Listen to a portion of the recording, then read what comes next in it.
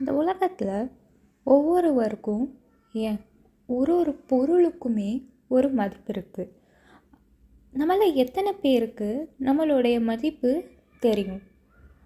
தெரியுன்றதை விட தெரியாதுன்னு சொல்கிற நிறைய பேர் தான் அதிகம்.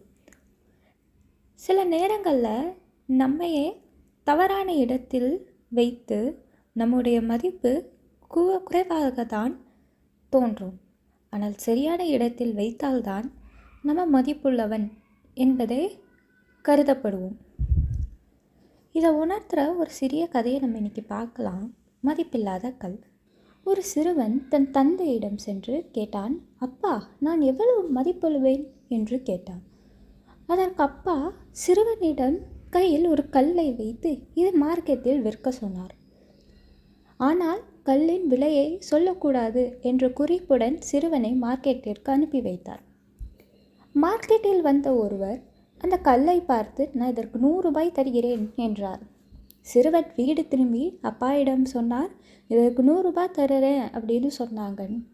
இப்போ அப்பா அந்த சிறுவனை அந்த கல்லை எடுத்துக்கொண்டு நகை வியாபாரியிடம் செல்ல சொல்கிறார். அந்த சிறுவனும் போகிறாங்க. இப்போ அதை பார்த்த நகை வியாபாரி, நான் அதுக்கு 1 லட்சம் தரேன் அப்படின்னு சொல்கிறார். அதற்கு அப்பா சிரித்தார். பாரு மகனே, உன் மதிப்பு நீ இருக்கிற இடத்தை பொறுத்தது.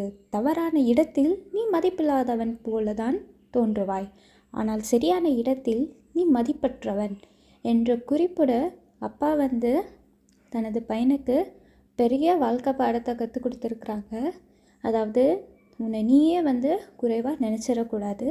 சரியான இடத்தில்தான் உன்னோட மதிப்பு வெளிப்படும் அப்படின்ற நோட்டோட நான் இந்த வீடியோவை முடிச்சுக்கிறேன். இந்த வீடியோ உங்களுக்கு பிடிச்சிருந்தா லைக் பண்ணுங்கள், ஷேர் பண்ணுங்கள், கமெண்ட் பண்ணுங்கள், சப்ஸ்கிரைபும் பண்ணி வச்சுக்கோங்க. அப்போ தான் நான் தினமும் போடுற குட்டி குட்டி கதை உங்களுக்கு சேரும். நன்றி, வணக்கம்.